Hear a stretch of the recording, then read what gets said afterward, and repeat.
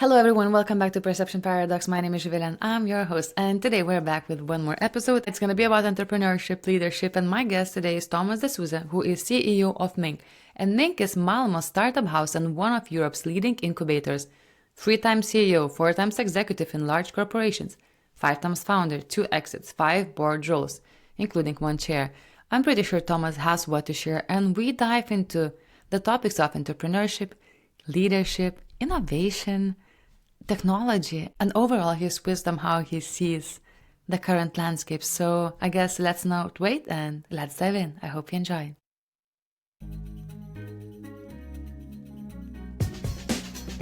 Real people, real stories, and real challenges that break the status quo. I'm your host, Zivile, and welcome to Perception Paradox.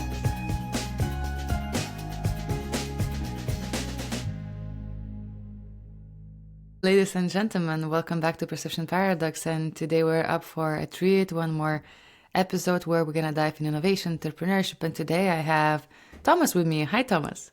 Hi, good to meet you. Good to meet you too here online, and we've just started the conversation before jumping on the recording. How is your day? How are you? How is March going so far? And you were like immediately, well, I'm more looking into this, like into the Q1, Q2. So how is your Q1 going so far, and what you've been working on? Thanks for framing it like that. I think the older I get, the question about how are you becomes much more complex, like for every year. So Q1, as we say in corporate lingo, has been great. It's been like a good start to the year. It's my first full year with the organization I'm running. And as I now start gazing into Q2, I feel prepared and ready to go. But then there's the Swedish holiday coming up, end of Q2, which always makes a mess of every plan. My goodness, all the Nordic holidays. When I was working more in the Danish market, like I remember the spring was was not only mine and my colleagues' favorite time of the year, and also the time of the year you kind of don't like because there are so many holidays. And you're always just like enjoying the spring. So I would say great that the holidays are coming. But talking now about, you mentioned a new role. And for the ones who are listening right now, for us, and maybe don't know you that well, maybe you can tell us the version of your story that maybe LinkedIn doesn't tell, and what actually has been driving you, that you've been rotating through so many different areas, I would say, of your life, different positions, different ambitions. And what do you know people to know about you right now? I think the short version is I started out as a fashion blogger, and today I run a Swedish incubator, one of the top incubators in southern Sweden. Okay, wait. That's the short story. Fashion blogger. There are nuances to that. I would like to know. No, I haven't heard that part. So fashion blogger. So that was the start of your career. I think I've always had this feeling of wanting to build stuff. Like I started my first company the day I turned 18, just feeling I wanted to run a company of my own. And that has sort of been the red thread throughout. And that also made me look for like what kind of opportunities are there? What could I do, or could we do? And in this instance, my old friend and we were traveling, and he made fun of how I dressed for the holiday that we were on. And we had this discussion, like turning into, well, who is really right here? Like, who is right and wrong? Is there a black and white in fashion? And when we looked at what kind of resources we had at that time, this was like early 2000, on the Swedish market at least, there were 2 magazines. They both had like lightly dressed women on the front, and then some parts fashion within. And that wasn't really a package that we wanted to be part of. So we started our own fashion blog to solve that niche, the blue ocean that we saw. And that led to many good things in my career, I must say. I didn't know anything about fashion, neither did my friend, but we figured it out along the way and became influencers before that was a term, I would say. No way. Which channels did you use back then? We were only blogging. We used WordPress, and we were online desktop. So that was it. And that was enough back then, at least on the Swedish market. 100%, like everywhere was like the text and the blogging on the rise. So you started your entrepreneurial career, as we can hear, very early. How was it for you when you started getting thirst feedbacks? Because, when you go with such projects out in public, there are always two sides of the coin. Some people really are your number one fans, and also the closest people who want the best for you and secure career can become the biggest critics. How was it for you, your first entrepreneurial steps and failures? I must say I didn't see much of the negative sides. It could have been due to both being behind a screen and building our business. Back then, there wasn't that much social media and communication like that. So we got a lot of positive feedback, especially from young men who had also been looking for something like this. And since we were early with the blog format in Sweden, we were also like hyped in other kind of media. So a lot of positive attention. The negativity more had to do with like the struggle of finding something to write about each day, because that was the rule we kept for ourselves. So we wrote something every day for 4 years. For 4 years, every day. Which meant sometimes you went to a party and you realized, well, it was my writing day today. I have to publish something before end of day. So you were sitting there like writing in the middle of the night and trying to figure out what do I actually know about this and how can I make some good research. No AI tools, not really many good sources to look to, but we figured it out. Wow, and 4 years daily commitment, because I've been running now a podcast for 2 years and a half. No week missed, every week at least one episode, sometimes two, but like at least one per week. It's been like a prayer. How did you manage to do that with a daily content creation text format when...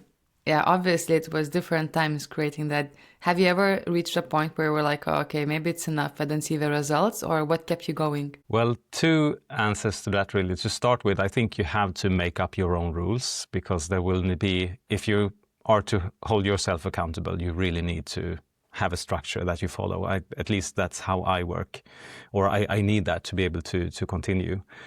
And eventually, when you've done it for some time, skipping one day gets really, really hard. And I think that's the kind of habit we need to create for ourselves to really get going, because building a business or publishing online, it's not fun every day. I mean, you can't be motivated each day to do it. Also, of course, we were a small team. We started out 2 and we eventually grew to 3 or 4. So then you got some rest from that daily publishing by actually spreading the responsibility in the team. Mm-hmm. So that was it was an important rule to us. No one asked us to do that, but to be repetitive and really be focused, I think that was at least part of the eventual success. Mm-hmm. How did you figure out the business model? Sorry for jumping in. I am not sure we had one, to be honest. And I think that was the other part of my response, because we were young. There is this saying in Sweden that we get to loan money for studying, mm-hmm. when we go to university, for example. So you have this sort of, it's not a lot, it's not much, but it's some, and you can live from that. So they are said to be like the best venture capitalists in Sweden, because they pay a lot of students to study, for sure, but also to do other things. And for us, it was building a business. So we had no pressure making money from this. It was more explorative and learning and fun. But eventually, actually, with the audience we got, the opportunities arose as well. But I think that made us do it, and that made us continue and push, because if we would have looked for a business model from the start, I'm not sure it would have been as rewarding in other ways. And also it would be very clear, like during the first months, that this isn't really working. Mm-hmm. But eventually we figured it out, and it was mainly advertising. We had some strategic projects running that could have made a difference in the long term, but advertising was the general model. Yeah, that's pretty cool. Well, we could go really way back in that, but I think we will touch base still back on the discipline that you've got and you applied already for your first business. But we can clearly see that over the years you've been involved in so many different entrepreneurial activities, innovation, and the world has changed so much. Now I think being an entrepreneur is as hot as it used to be like 15 years ago working in a corporate and all the big fours.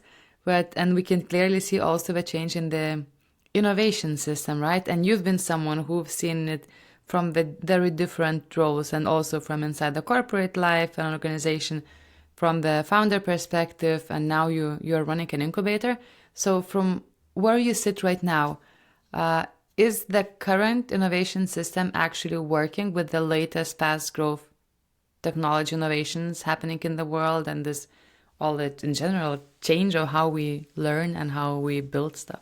It's a good question, but it's hard to respond to, because I think for any system you need to be clear on what you optimize for, and you need to be clear on like how should we evaluate if this is working or not. And I think in general an innovation system in the startup world, and especially the VC funded startup world, sort of it has to optimize for the outliers, the volumes of startups you need to reach those, the unicorns or whatever you define as your success. You can't really build an optimized process to reach that goal. So every success we see still, they are in so small numbers, so they are outliers in the overall statistics. So that's one way to frame this. And that takes us back to like the volumes needed to be able to reach those few successes. And from what I see, the data that I take part of is we actually see a decline currently. The number of newly registered startups in Sweden is going down since the pandemic. So the volumes are getting lower. And if you're into statistics and believe that the more, the merrier we will be in the end, that's a potential problem going forward. And I think part of the problem that I see in the innovation system, especially in southern Sweden, where I'm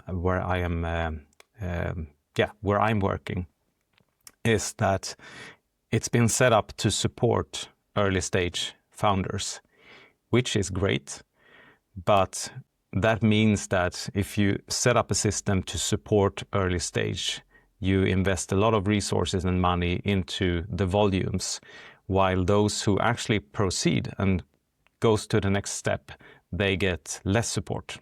If you spread yourself too thin among many and a large volume of startups, it gets harder for you to be precise and really good for those who are on the way to become quite successful.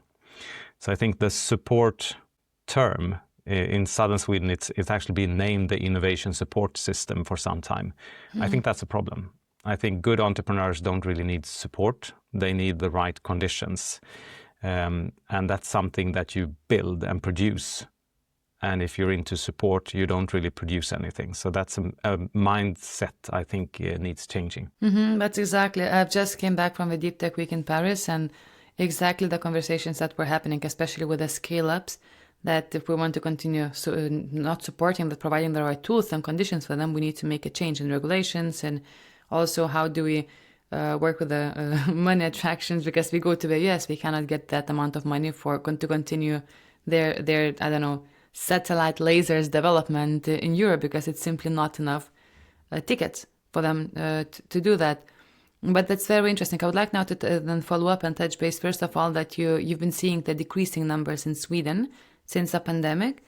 Have you tried looking, or are there any more statistics available? Why is that happening? Because that's, for example, the opposite stats what we are seeing in the Baltic region, and a bit maybe overall, if you look into more higher level global stats, it kind of shows that entrepreneurship is now on the rise with the number of funds available and founders being funded. Yeah, the data is relatively new to me, so I have no analysis made myself.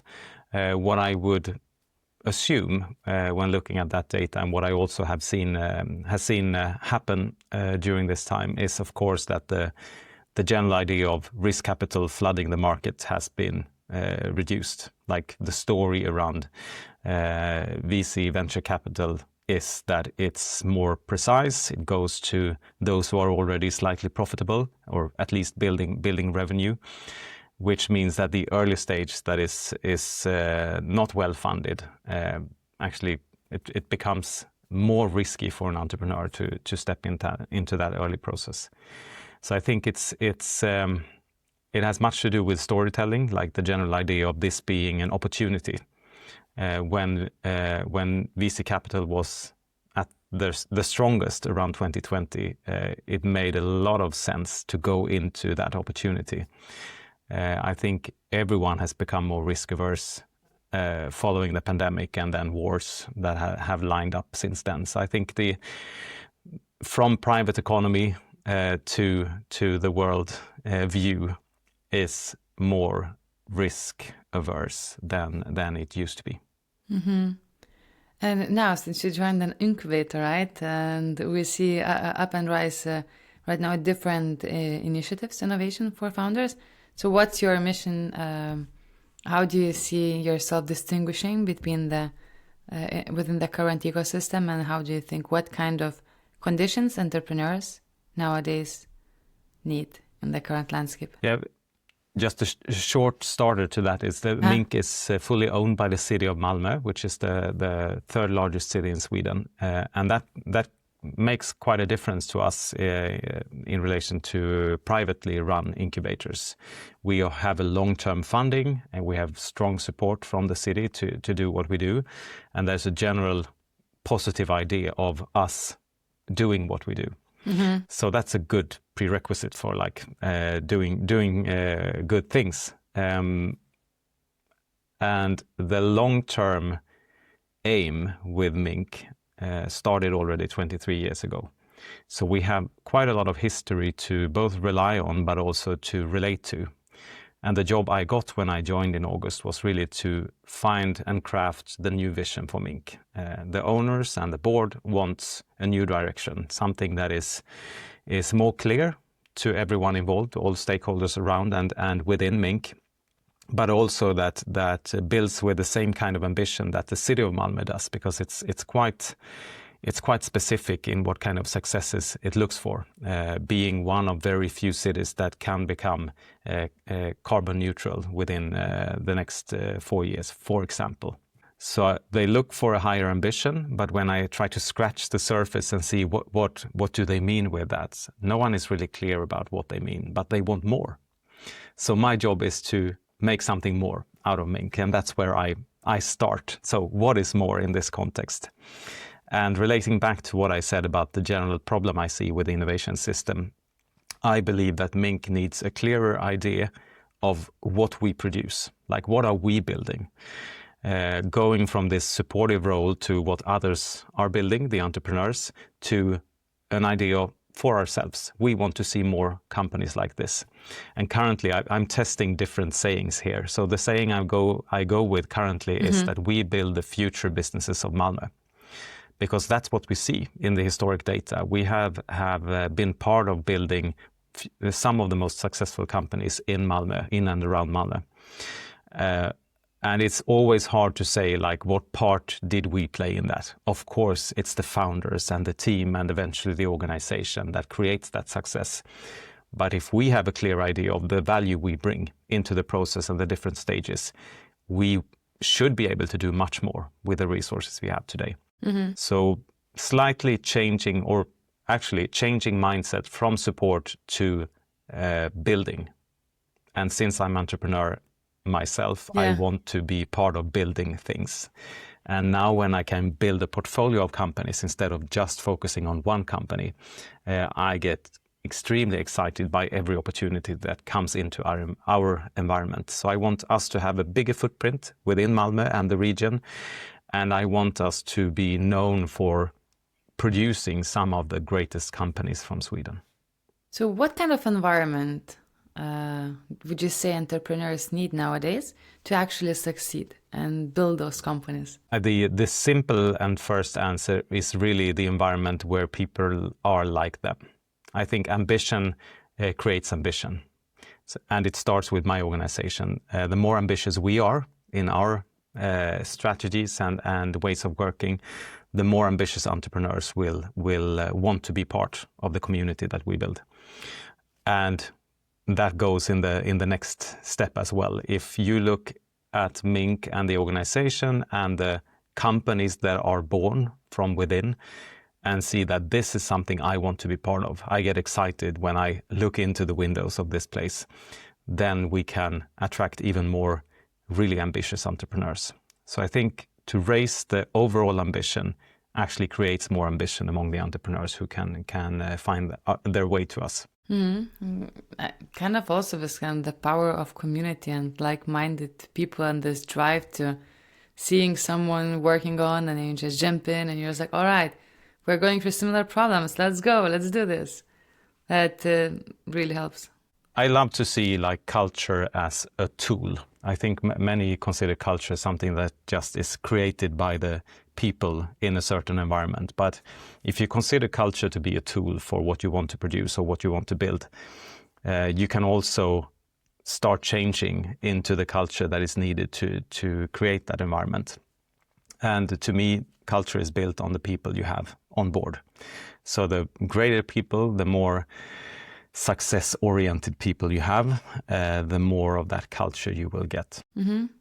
Interesting, Thomas, that you touched base on culture when we were having our initial conversation, and I was thinking what we should talk about today and what kind of different sides of you to bring. And you just mentioned culture, right? You've been building companies, you've been within corporate organizations, and lots of your work is around leadership and has been around leadership. And we can see from the different, but now, I would say society views that this leadership model is shifting. How we continue growing in organizations internally, especially with younger generations. So what would be your key learning still from your leadership experience that you bring to your current environment and you would say would be important for founders who are building nowadays to keep in mind? Ooh, big question. We can break it down. It's like, but I'm very curious to pick up this because leadership is such a broad term, but at the same time, it's like, it has so many factors from what it depends, like how you, so. I think, but if I can start on the high level, Yeah.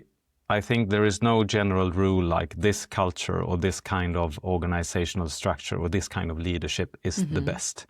I think we all have preferences, and the more aligned you are in preferences, like you actually have the leader that leads the way that you prefer, the better the organization.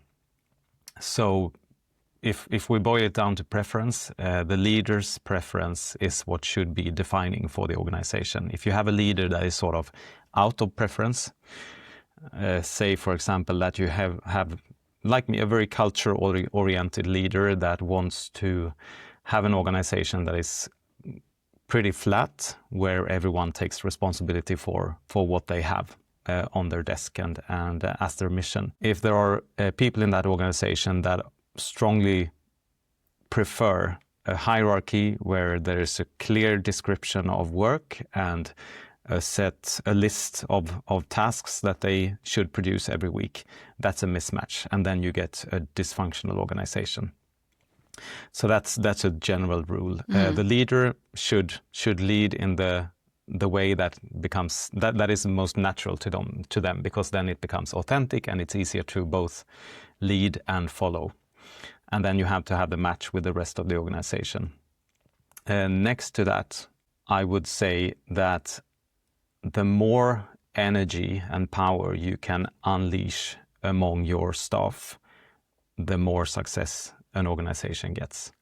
So if you build this strong hierarchy where decisions are made at the top and then trickle down throughout the organization, this organization becomes highly ineffective when you are in a position of transformation, because most organizations today are, even if they know it or not, they need to change and they need to adapt to new technology and new market environments. So if you have this strong hierarchy where the top is expected to make decisions, lead, and then communicate those decisions down to the organization, you will get stuck along the way, and the transformation will probably come to a halt quite soon. So in general, I would prefer, that's my leadership style though, I would prefer flat hierarchies where accountability lies with each and every one of the staff. And when it comes to, let's say, creating teams and environments, how long do you think it takes to see if it's a match or not? Some people say like hire slow, fire fast, let's say in the startup environment. Then some people say give it a chance and create the environment for people to reveal the true self. So then what would be your take on that? I think that you never know until you get into a crisis mode. That's when you actually get to know what kind of team you have and what kind of players you have on the team. And you can't really engineer a crisis to figure that out. And that also goes in the startup world, goes for co-founders. Like everything starts out really well. It's like when you get married, like should you have a prenup or not? Of course you don't want a prenup when you get married because everyone is in love and everything feels positive and there is no like clouds on the horizon. But those things are needed when the shit hits the fan, when something has happened or when you run out of love for your co-founders. And how people react to crisis is really the most extreme tell of who someone is. That's at least in my experience and my opinion. So going back to how can you make decisions when you don't actually have that data, I think the more experienced you get, the better your algorithm gets. So I think this thing that we always talk about, gut feeling, it's too vague for me as a term, but to me, gut feeling is your algorithm. It's trained on data that you have seen and experienced throughout your career. Experience makes you better, but you also need to figure out when experience is supporting your decision and when experience is sort of standing in the way for the decision you need to make. Mm-hmm. Well, I always like to say that, or you just bring your team to the hike or some kind of a trip, and then many layers kind of unfolds in different situations, right? Or just going to have lunch together in the chaotic place and seeing how everyone is reacts and so on. So that's also possible. Makes sense. A small fast track. Okay. So, and you talk a lot about AI, about the transformation of AI, also in organizations. What do you think, especially bigger corps, maybe in organizations, but wants to drive innovation should be aware of the current fast shift and they're not doing right now to succeed in upcoming year? I think as a start, no one knows. That's always good to define that from the beginning. There are a lot of assumptions around AI and where AI will take us, and depending on what assumptions you have made or that you sort of see as higher potential than others, that also sets the scenario for what you want and what you need to do. And that guessing game is something that we're all part of. And some people are, of course, more well informed about the guesses than others. But for as long as I've followed AI now, people seem to be surprised, like on a quarterly basis at least, of what's happening, how things are changing in the market and so on. A lot of people are talking about the AI bubble, and then other people are saying there is no bubble. And that's just, it's black and white in reasoning. But from what I've learned and my experience, the right answer is always somewhere between. My career started almost the same time as digitization with the internet started. With my career as a fashion blogger being early stage internet entrepreneur. And there were a lot of sayings around the internet then as well. And I was part of that movement saying that the internet will take over everything that can be digitized will be digitized. And then I grew older and started reading proper books, like printed books and even newspapers from time to time. And what I see now, I've been working in the newspaper industry for a few years. We didn't define it as newspaper industry, I must say, but media industry. Okay. We were producing newspapers, but also online. You were working in publishing. Online news, in of course. AdTech. Yes. Great. And me and my colleagues were saying that the printed paper will die, and it's soon. Like, we need to make this shift now. And what we see today, 10 years after, is that the printed paper is still there, but in much smaller numbers. So there's a new balance, but both of these categories are still in the market. And I think that is, I use the same layer of reasoning for AI. It changes a lot, but it does not change everything. And I think to find the right balance in that, both in terms of tempo, like how do we adapt to the feeling of a very fast movement, a fast change that is currently going on, and what do we consider to be the best balance when we look at our organizations, say 5 years ahead. Do we believe that we will have a 100% AI team with no human employees, just agents that do the work? That's one scenario to build for. Or do we believe the right opposite? Or is there a mix in between? And the answer for 99% of every organization, I would say, it's a mix. But what does that mix look like? AI will replace some roles. I wouldn't exchange any person in my environment for an AI. I would like the persons, the humans, to be there. And I would like to have some AI support with part of what I do, both in my private life and in my professional life. So the short answer to after this reasoning is that everyone needs to be involved with this technology, as they should be when the internet came. But some things changed much slower than we presumed back then, and some things were faster than others presumed. So to find the right tempo and really be assertive and proactive. I like what you're saying, that everyone should be involved in this change, because what I keep noticing, sometimes we just expect that we won't need to do anything, and then let's say the technology will come, will do the thing for us, and a very different perspective on the general use of artificial intelligence tools. And talking about this whole leadership and digital transformation and your new big mission, what are the major roadblocks are you facing in your entrepreneurial environment right now? That sometimes, I don't know, you wish it was faster. Maybe there are some stigmas or something that, oh, damn it, I mean, we could have done that in 1 week, and now we have to, now it takes longer. Yeah, this might sound a bit harsh, but people are always the problem. People are always the roadblocks. I think we attribute technology a lot of the problems that we experience, but since I work in change, and I've always been working in change, different roads, but still a movement and a transformation of some kind. Change is always change is always alien to people. Like the default that we have physically and mentally is to stay the same. We want things to be stable, controlled, and that we have things covered. And as soon as change is introduced into that environment, it's an alien of some sort. And that means that some of us will jump on change if we see that we have something to gain from it. Even clearer when it's our change, like me as a leader, if I see something that I want to change and start making that change, it's movement. I run it, I control it.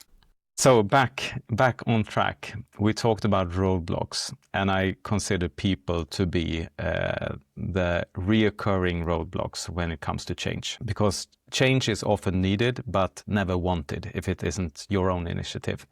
I usually take this comparison between on New Year's Eve telling yourself that next year, I'm gonna work out more and I want to lose some weight, in comparison to your partner saying, well, this year, maybe you should start working out and lose some weight. Change that is sort of given to you is not as fun and motivating as change that comes from within and that you want to pursue yourself. So us as individuals will be reluctant to change. And that means that it's almost always, I would say, us who are the problem and the roadblocks. Technology can be used for so much, both good and bad. And if we really were into change and loved change the way that many of us say, I think we would have come further in many of the challenges that we see currently. So I think people and humanity, we're slow to change, and that's a problem on many occasions. So you as a leader, I mean, you've been covering so many different roles, and we will get there very soon. How do you improve your leadership, adjust your, or learn, develop your empathy and intelligence to work with your people so it becomes not a roadblock, but actually you co-create then usually like the company organization together? Maybe there are something you learn or tried before that you would like to share. I think the real leadership challenge is really that you have to lead on a team level or an organizational level, but the best way to lead is really to be focused on each and every one. So say, for example, change. The more I know about someone's drivers and motivation, and the more I can adapt the change that I'm looking for into what is motivating and fun and rewarding for each and every one, the better and more success I will have in this change. So being like the general leader for a large organization, communicating in terms that sort of works for everyone is always a compromise. And to me, that compromise is really challenging many times, because I can see in any organizations that there are so many differences among teams, among individuals. And also individuals change over the week. Someone can come into Monday and have a great start of the week, and then when we get to Wednesday, it's like an awful week.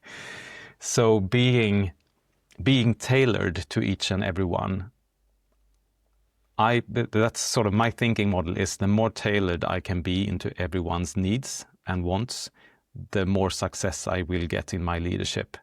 But for me as one person, an individual, to be tailored to everyone it takes so much energy and so much time.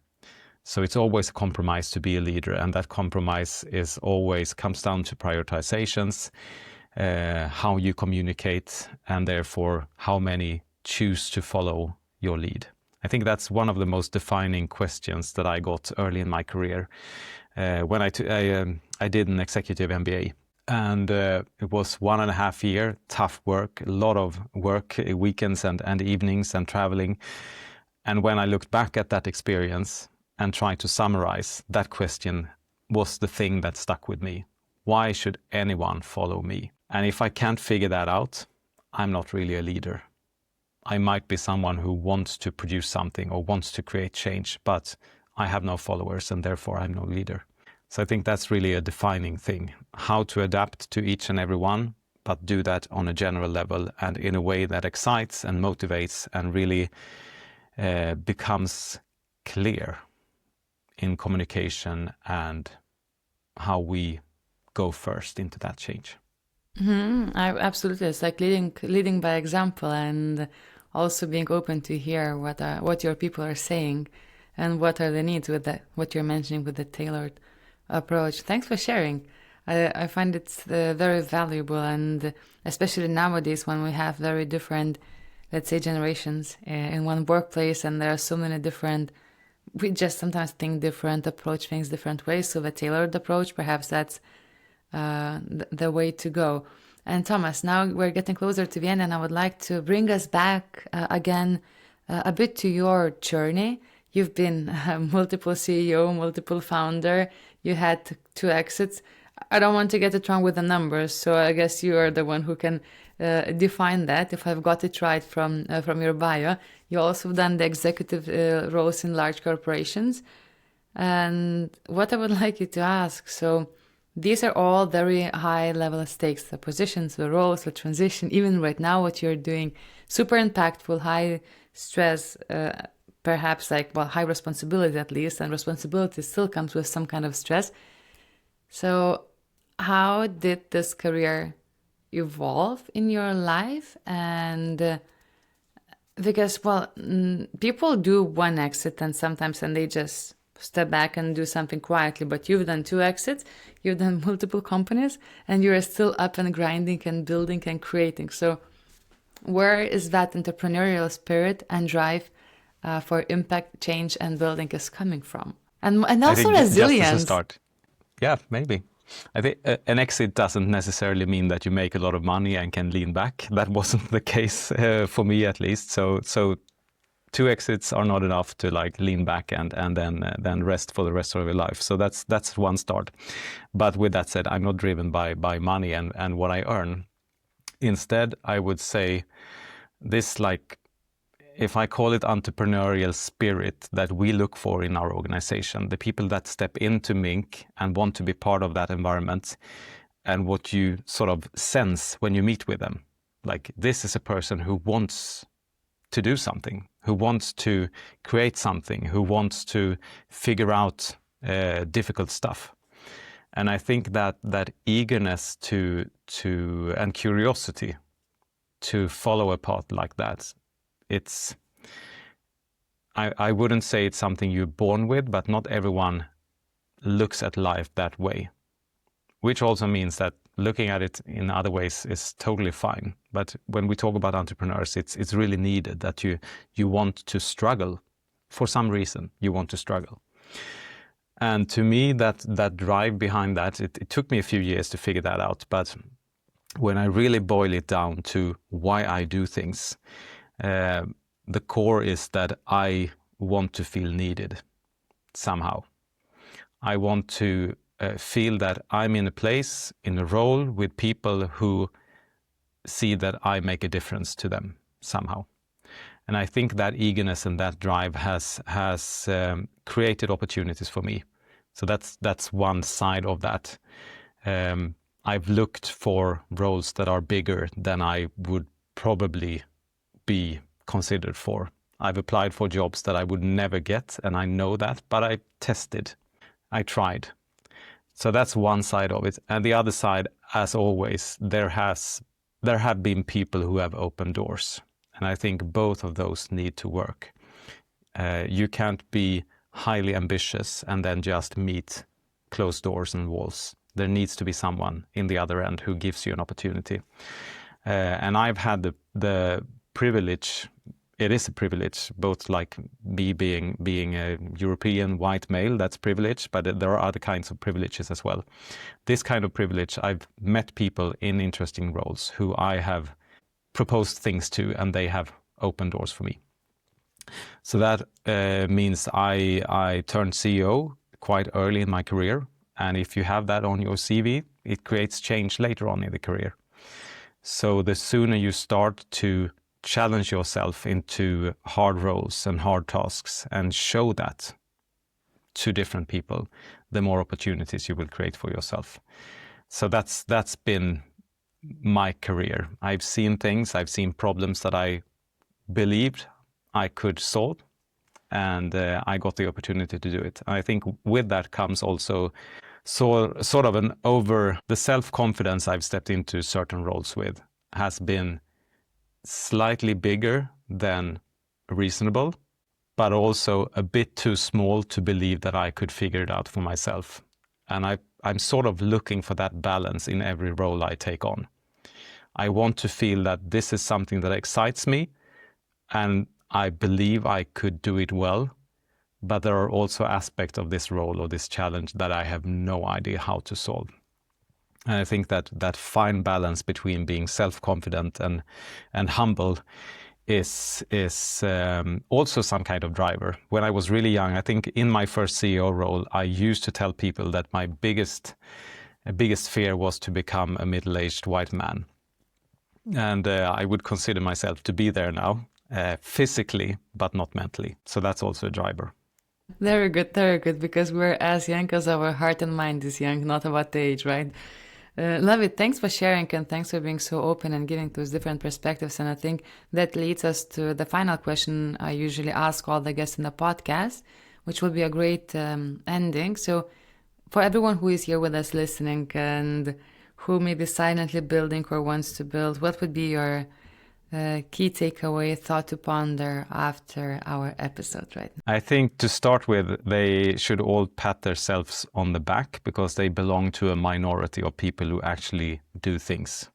There are so many people with ideas who don't pursue them. So just starting and acting on that idea or concept or thought or feeling makes you part of the few selected. The other more practical side of that, I would say, is in my organization, we see quite a big shift from the last 4 or 5 years with the entrance of AI into work and private life.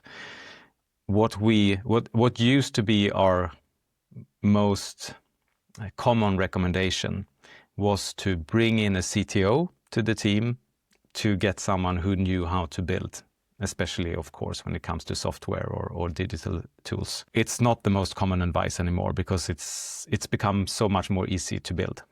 With that said, the main challenge now, used to be a challenge before as well, but it's much more clear now, is how to get to market, how to find your first customer, and how to build something that really relates to their needs. It's age old. I mean, we've talked about that for decades as well, but it becomes clearer and clearer that that's the main challenge currently. So people who are at home, vibe coding, building stuff, great, you're already ahead of the curve.